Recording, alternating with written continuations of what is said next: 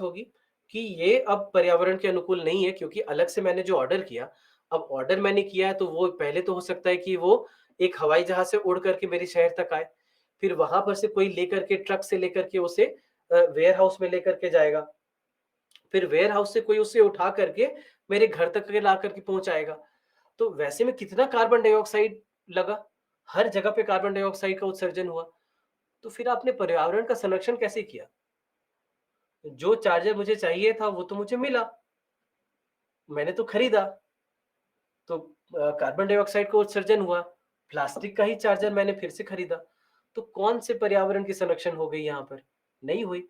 लेकिन विज्ञापन में तो कुछ और ही बताया जाएगा, विज्ञापन में कुछ और ही बताया जाएगा, और तो उसको हम लोग ग्रीन वॉशिंग कहते हैं। ये ऐसी जो परिस्थिति होती है, इसी को ग्रीन वॉशिंग कहा जाता है। उसमें क्या कर रहे हैं वो, तो उनका तो फायदा है, आप अलग से खरीदेंगे चार्जर तो आप अलग से उनको पैसे देंगे, तो फायदा तो उन्हीं का है और आपका तो कोई फायदा उसमें है नहीं। बस आपको बस पाठ पढ़ाने की कोशिश की जाती है कि ये पर्यावरण का संरक्षण है। दुर्भाग्यपूर्ण बात है कि मतलब विश्व की बड़ी से बड़ी कंपनियां ये कार्य कर रही हैं, और केवल मैं चलिए इन दो कंपनी को छोड़ देते हैं, आगे मतलब आप वस्त्र उद्योग में चले जाइए, टेक्सटाइल इंडस्ट्री में भी आपको यही देखने को मिलेगा। वहां पर भी बोला जाएगा कि इको फ्रेंडली क्लोथिंग है, सस्टेनेबल क्लोथिंग है और क्या-क्या नहीं कहते हैं। लेकिन अंततः बात तो यही है, आप जा करके और ये आपके लिए मान लीजिए होमवर्क है, एक्सरसाइज है, गूगल पे जा करके देखिए कि वस्त्र उद्योग में कितना पानी वेस्ट होता है, कितना ज़्यादा पानी वेस्ट होता है, जा करके गूगल कीजिए आप एक बार, आप देख करके आप परेशान हो जाएँगे कि कितना पानी वो वेस्ट कर देते हैं। और उसके बाद फिर कहते हैं कि हम लोग सस्टेनेबल क्लोथिंग है, तो किस बात की सस्टेनेबिलिटी हो गई? तो अब यहाँ पर क्या होता है कि आईपीआर की नीति होने से यहाँ पर हमें फायदा होता है, क्योंकि अगर मान लीजिए किसी भी नए कंपनी की फंडिंग की जा रही है, उनको निवेश की आवश्यकता है, तो उनको पहले दिखाना पड़ेगा कि वो सच में पर्यावरण के अनुकूल है। सिर्फ बोलने से और विज्ञापन देने से कार्य नहीं होगा, क्योंकि जो भी कंपनी में निवेश कर रहा होगा, वो पहले आजकल इस बात का ध्यान रखता है। वो पहले देखता है कि आपकी कार्बन फुटप्रिंट कितनी है, और यदि कार्बन फुटप्रिंट अगर बहुत ज्यादा नजर आती है, तो वो फिर निवेश भी नहीं करते उसमें। तो आजकल इन बातों का ध्यान भी रखा जाता है, और उसी प्रकार से इसीलिए निवेश के अनुकूल अनुकूल वातावरण बनाने की देश में कोशिश की जा रही है। तो ये सारे आईपीआर के नियम, आईपीआर अधिकार के नीति होने का ये सारा फायदा हो जाता है हमें। अब फायदा तो है, और हम समझ रहे हैं कि ये सारा नया नई नीति है जो भारत में लाई गई है, लेकिन फिर भी हम देखते हैं कि कुछ-कुछ चुनौतियाँ हैं जो आज भी विद्यमान हैं। भारत में आज भी कुछ-कुछ चुनौतियाँ हैं जो विद्यमान रह जाती हैं, तो वो चुनौतियाँ क्या-क्या हैं उसको समझते हैं। इसमें सबसे पहले है अनिवार्य लाइसेंस, जिसको हम लोग कंपल्सरी लाइसेंस कहते हैं, ठीक है? Compulsory licence. तो ये कंपल्सरी लाइसेंस क्या है, इसको हम लोग समझते हैं, ठीक है? कंपल्सरी लाइसेंस क्या है? तो ये जो कंपल्सरी लाइसेंस है, ये आपातकालीन स्थिति में दी जाती है किसी भी राष्ट्र को, और ये अंतर्राष्ट्रीय जो नियम है उनके अंतर्गत ही है। ऐसा कुछ नहीं है कि भारत ने अलग से ये कुछ नियम बना लिए हैं। अंतर्राष्ट्रीय नियम जो है उनके अतिरिक्त ही है, उनके अंतर्गत ही है। जैसे ट्रिप्स एग्रीमेंट है,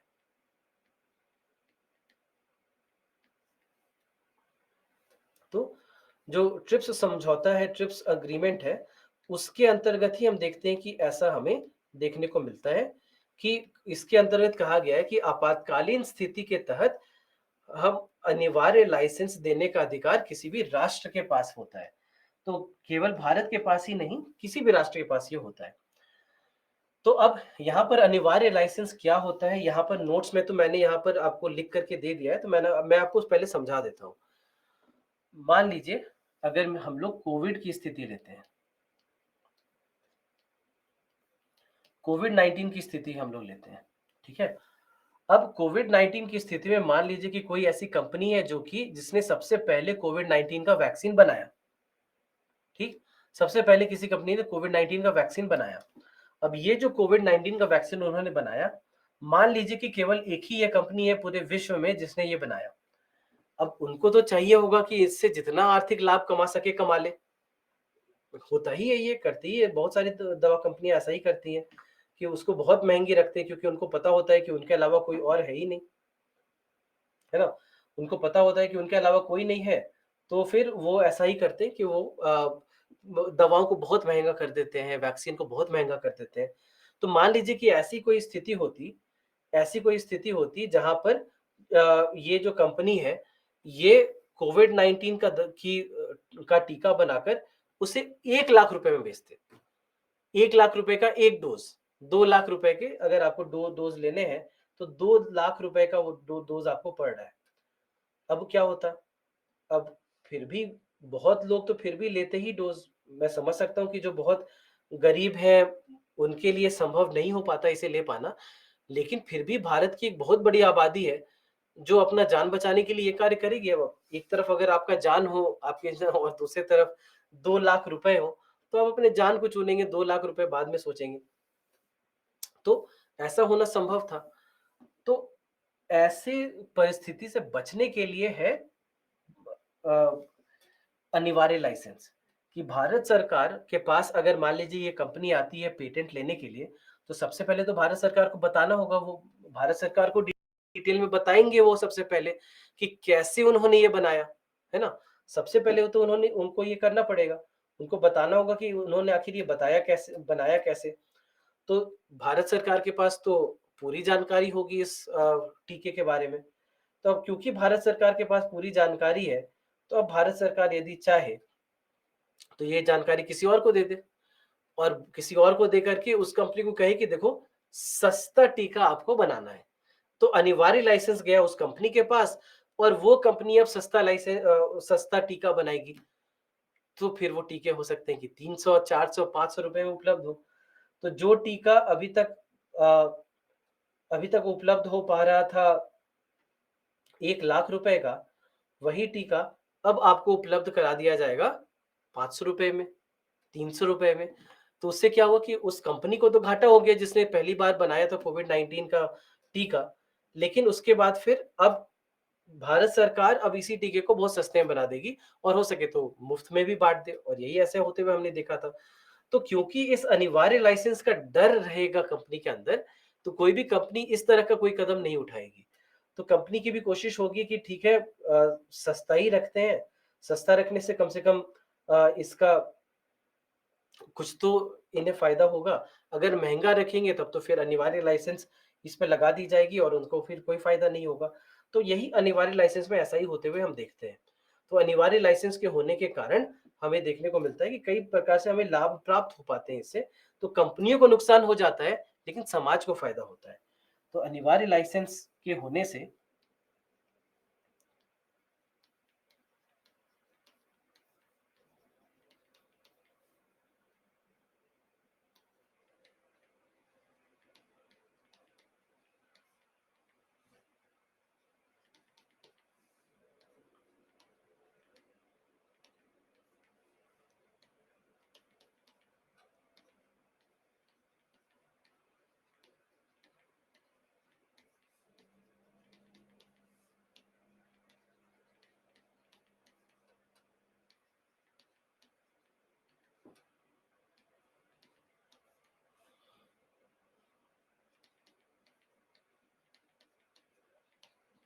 ठीक है?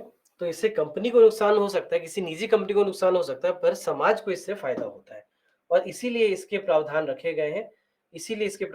गए हैं ताकि लोगों को इसका फ़ायदा मिल सके। इसके साथ तो इसको लेकर के भारत में ये चुनौतियाँ रही हैं, क्योंकि जो अमेरिका है या यूरोपीय राष्ट्र हैं, उनका ये मानना है कि भारत इसका दुरुपयोग करता है। वो ये कहते हैं कि भारत अनिवार्य लाइसेंस के होने का दुरुपयोग करता है, क्योंकि भारत में अनिवार्य लाइसेंस बड़े आराम से मिल जाते हैं। यहाँ पर एक समस्या उभरी है जेनेरिक ड्रग्स को लेकर।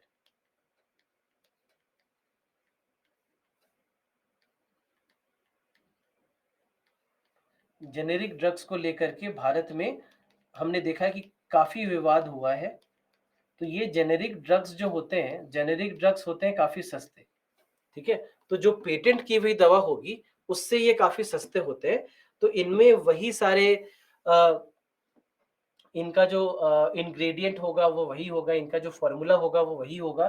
तो सब कुछ एक बराबर होता है, लेकिन जो अ, पेटेंट पेटेंटधारी कंपनी जो है उसके अलावा कोई दूसरी कंपनी ये सारे जो दवाएँ हैं वो बना रहे होते हैं, तो उसको हम लोग जेनेरिक ड्रग कहते हैं। तो जेनेरिक ड्रग क्या है?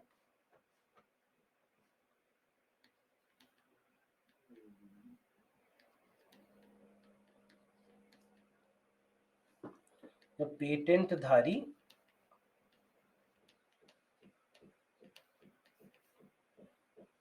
कंपनी के अलावा जो की बजाय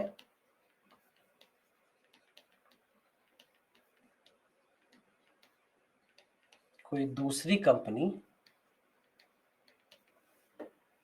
जब वही दवा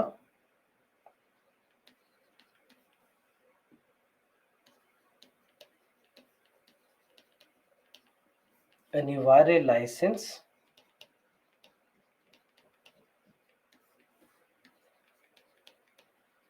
प्राप्त कर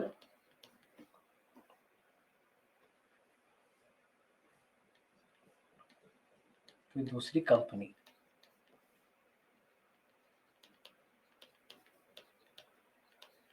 बना रही हो, तो वैसे में इसको हम लोग जेनेरिक ड्रग कहते हैं, ठीक है? इसी को जेनेरिक ड्रग कहा जाता है। तो इसीलिए जेनेरिक ड्रग को लेकर के हमने देखा है कि भारत में काफ़ी वाद-विवाद हुआ है और जो विदेशी कंपनियाँ हैं, यूरोप या अमेरिका की जो कंपनियाँ हैं, उन्होंने भारत पर ये आरोप लगाया कि भारत बड़े आराम से ये जेनेरिक दवाएँ बनने देता है और उसके कारण काफ़ी सारी कंपनियों को काफ़ी नुकसान हो जाता है। तो इसीलिए इस बात को लेकर के यहाँ पर समस्या बनी रही है।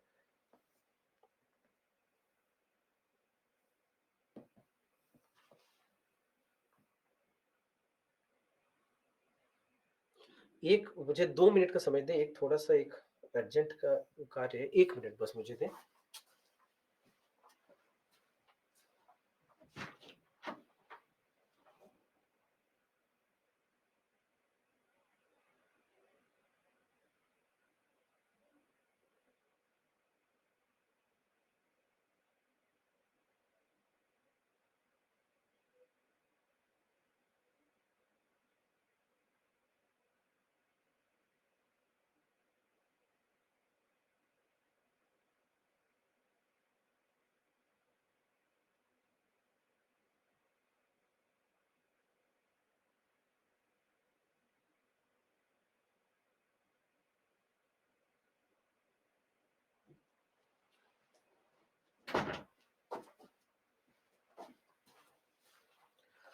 माफ़ कीजिएगा, एक थोड़ा-सा बहुत अर्जेंट कॉल था जो मुझे लेना ज़रूरी था।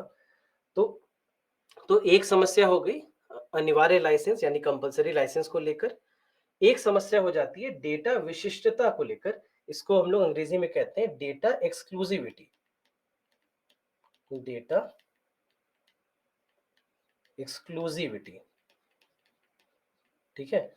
अब ये डेटा एक्सक्लूसिविटी का क्या अर्थ है कि अब ये भी एक आरोप है जो कि विदेशी कंपनियों ने भारत पर लगाया है और यहाँ पर ये कहा जाता है कि और उनका ये आरोप है भारत पर कि भारत में जो भी आंकड़े, जो भी जानकारी किसी भी उत्पाद के बारे में, किसी भी नई पेटेंट के बारे में दी जाती है, वो कहीं न कहीं से लीक हो जाती है। और उसके कारण कोई दूसरी कंपनी भी इसका उपयोग कर पाती है। तो ना यहाँ पर कोई अनिवार्य लाइसेंस दिया जा रहा है, ना यहाँ पर कोई अधिकार दिए जा रहे हैं, ना कोई यहाँ पर कोई भी कानूनी दस्तावेज़ है, लेकिन फिर भी ये आंकड़े कहीं न कहीं से बाकी कंपनियों के पास भी हाथ लग जाते हैं और फिर वो उस पर कार्य करके अपना आगे अ, स्वयं का उत्पाद बना लेते हैं। ऐसा आरोप है जो कि लगाया गया है। तो मुख्यतः ये फार्मास्यूटिकल और कृषि रासायनिक उत्पाद जो हैं, तो हमने देखा है कि कृषि क्षेत्र में और औषध क्षेत्र में, ये 2 क्षेत्र हैं मुख्यतः जहाँ पर ये आरोप विदेशी कंपनियों द्वारा भारत पर लगाए गए हैं। तो इसीलिए उनका कहना है कि भारत की जो ये नीति है, जो यहाँ पर कानून है, ये और सख्त होने चाहिए। ये और सख्त कानून होने चाहिए, इतने आसानी से ये जो कानून है, इनका उल्लंघन नहीं होना चाहिए। और एक समस्या है जो हम जानते हैं कि भारत में जो कॉपीराइट अधिनियम है वो ठीक से मतलब नियम तो है, सारे कानून तो है, लेकिन ठीक से इनको उपयोग या कह लीजिए कि इनका कई बार दुरुपयोग कई बार किया गया है या फिर अगर इनका उल्लंघन किया भी जा रहा है, तो फिर उसको सज़ा नहीं मिल पा रही है। तो इस प्रकार की समस्याएँ हमें देखने को मिली हैं और इसलिए इस बात पर कार्य करना भारत को भी बहुत आवश्यक है क्योंकि कॉपीराइट के जो नियम हैं, विशेषकर किताबों से संबंधित, उनको उनका ठीक से भारत में पालन नहीं किया जाता। तो उस पर भी थोड़ा-सा ध्यान रखना हमारे लिए ज़रूरी हो जाता है। तो इन सब बातों को लेकर के भारत में कई सारी समस्याएँ रही हैं। इसके अलावा एक समस्या है जो कि पेटेंट को लेकर के भी रही है। तो भारत की जो पेटेंट नीति है उसकी विशेषकर जो धारा 3D है, उसको लेकर के कई सारी समस्याएँ रही हैं। तो इसमें यहाँ पर भारत में भारत में क्या पेटेंट नहीं कराया जा सकता?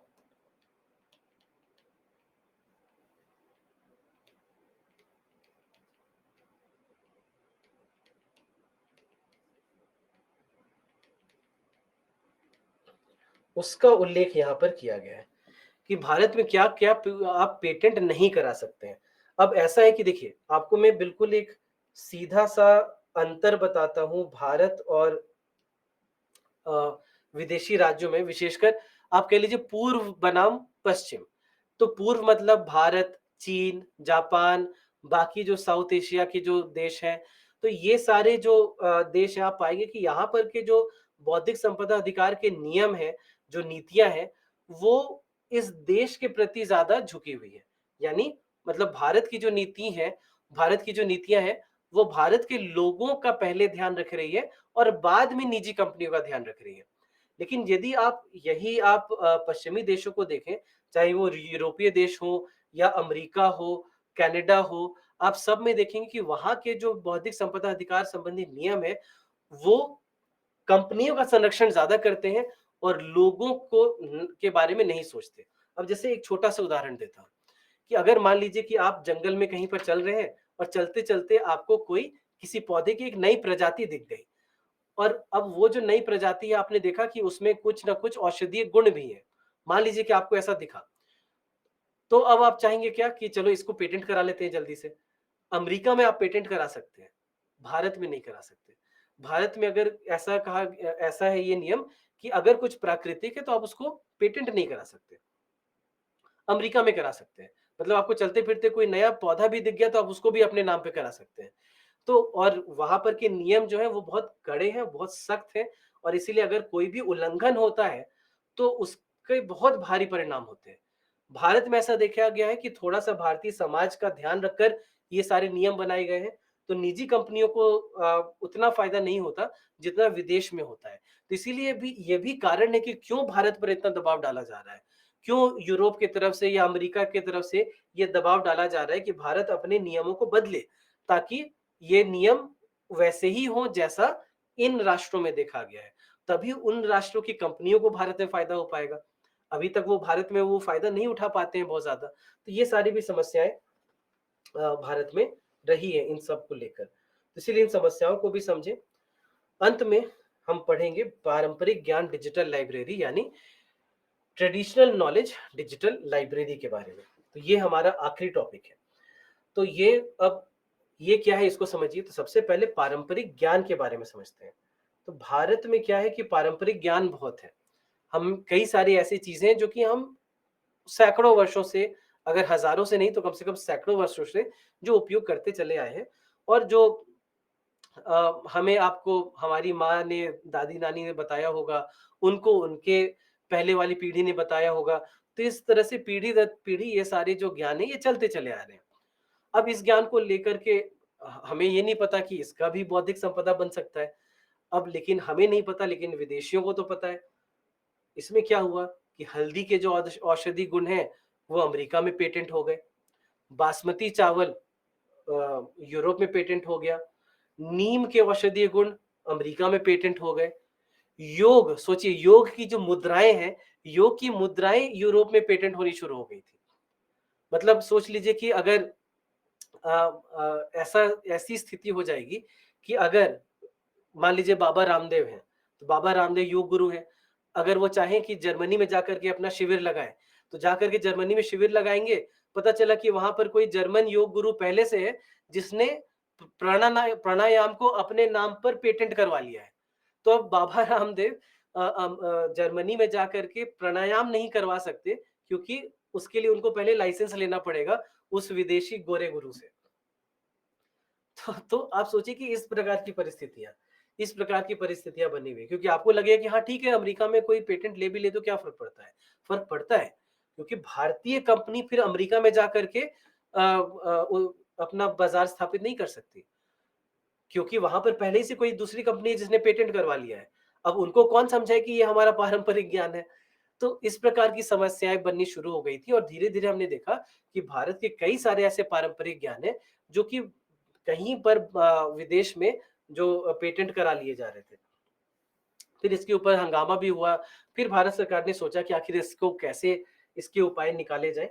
तो फिर पारंपरिक ज्ञान डिजिटल लाइब्रेरी बनाई गई, और इसमें फिर क्या किया गया कि जितना भी भारत का पारंपरिक ज्ञान है उसको इस डिजिटल लाइब्रेरी में फिर सूचीबद्ध किया गया। कैसे? अब एक बहुत बड़ी समस्या आप ये भी समझिए कि भारत में इतनी सारी भाषाएं हैं। हिंदी भी अगर आप देखें तो हिंदी का भी संस्करण एक भाग से दूसरे भाग में जाते ही बदल जाएगा। आप 100 किलोमीटर, 150 किलोमीटर आप कहीं दूसरे क्षेत्र में चले जाइए, जिस प्रकार की हिंदी बोली जा रही होगी वो भी बदल जाएगी। बिहार की हिंदी अलग, उत्तर प्रदेश की हिंदी अलग, राजस्थान की हिंदी अलग, झारखंड की हिंदी अलग, मध्य प्रदेश की हिंदी अलग, हर जगह पर हिंदी भी बदल जाएगी। तो और हिंदी के अलावा तो फिर बाकी भाषाएं तो अलग हैं ही, तो उनकी तो मैं बात भी नहीं कर रहा। तो वो तो सारी भाषाएं अलग हैं ही। आप दक्षिण में चले जाएं तो दक्षिण की 4 भाषाएं बिल्कुल अलग हैं। आप पूर्वोत्तर राज्यों में चली जाएं तो उनकी भाषाएं बिल्कुल अलग हैं। तो हर जगह पे भारत में ये भी एक मतलब बेहतरीन बात भी है और समस्या भी है कि भाषाएं इतनी सारी हैं।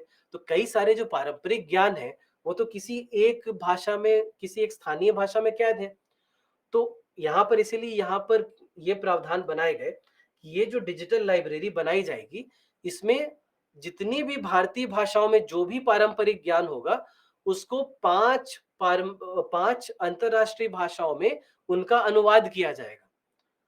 अंग्रेजी में, स्पेनिश में, फ्रेंच में, जर्मन में और जापानी में।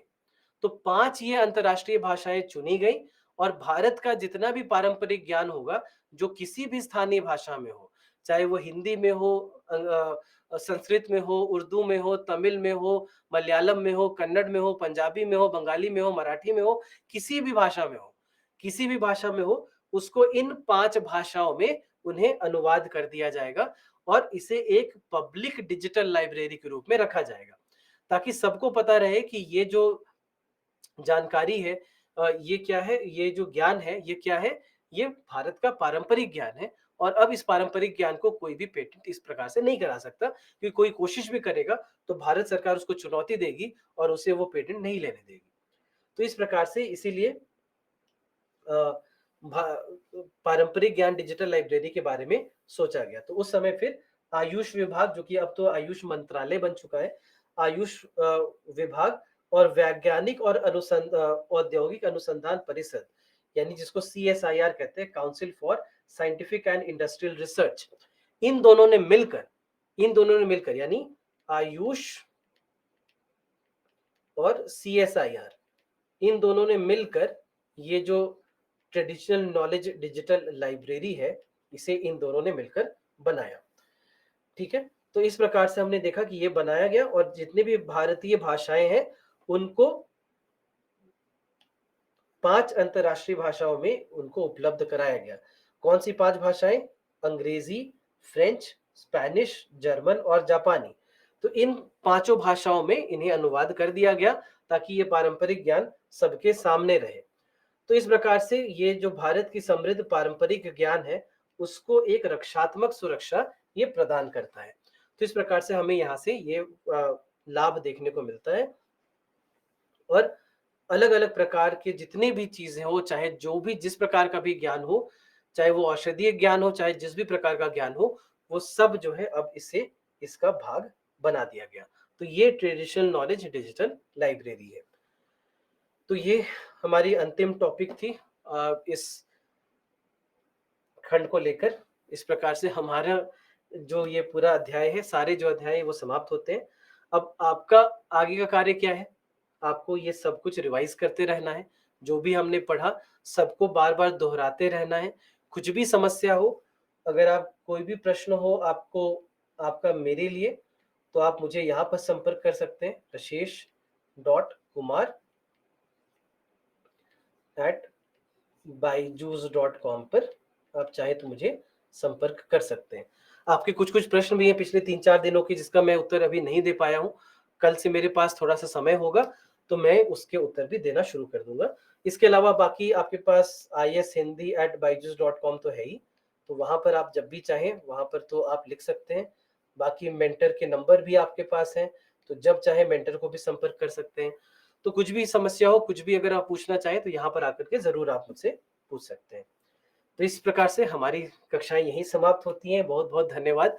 इतने मुश्किल, इतने कठिन विषय के साथ बैठे रहने के लिए पूरे इतने दिनों तक। कुछ अगर यहाँ पर कोई प्रश्न हो तो ज़रूर पूछ लें एक बार।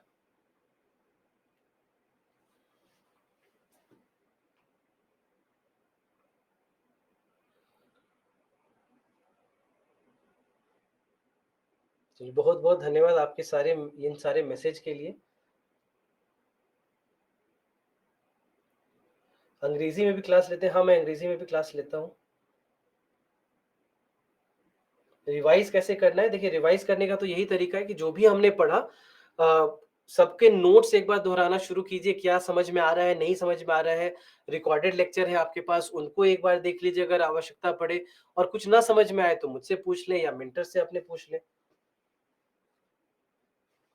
एंटेंगलमेंट एक बार फिर से बता दीजिए अनुराग आप कह रहे हैं।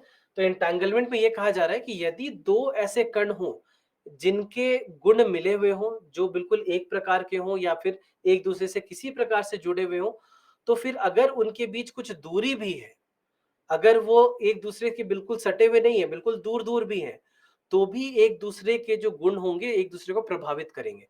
तो अगर इनमें कोई पहले में कुछ बदलाव हुआ, तो दूसरे में भी वही बदलाव दिखेगा। ये सारी चीज़ें देखने को मिलती हैं, तो इसको हम लोग एंटेंगलमेंट कहते हैं।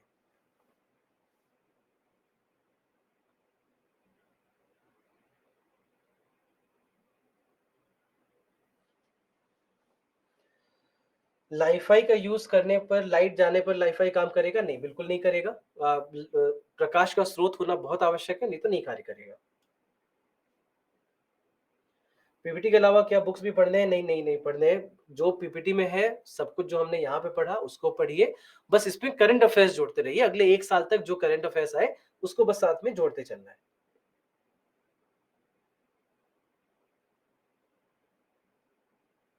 जो भी पढ़ा है, उसको एक बार शॉर्ट में रिवाइज़ करवा दिए। अरे बाप रे! ये तो कैसे करेंगे? आप सोचिए कि आप कह रहे हैं कि 35-37 घंटे जो हमने पढ़े, उसको मैं एक बार में कैसे रिवाइज़ करा पाऊँगा?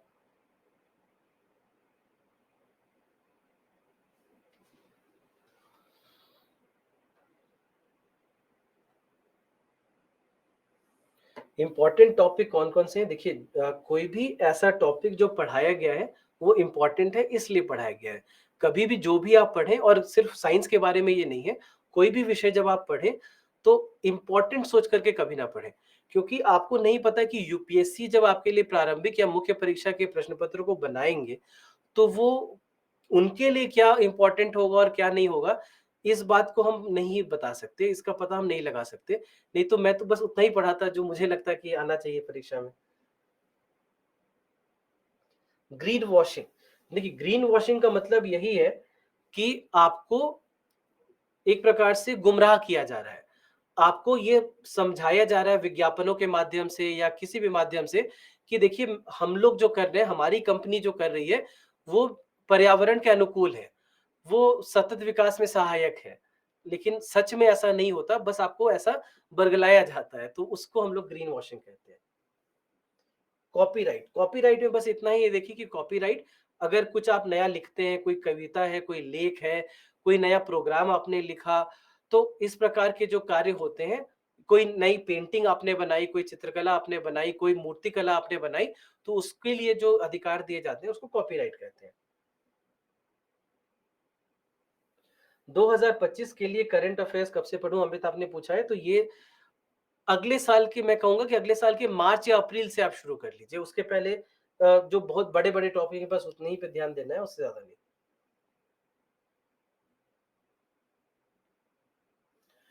बिट अगर 0 एंड 1 है तो क्यूबिट क्या है? क्यूबिट भी 0 एंड 1 ही है। बस यही है कि बिट में 0 1 को एक-एक करके देखते हैं और क्यूबिट में सबको एक साथ देख लेते हैं।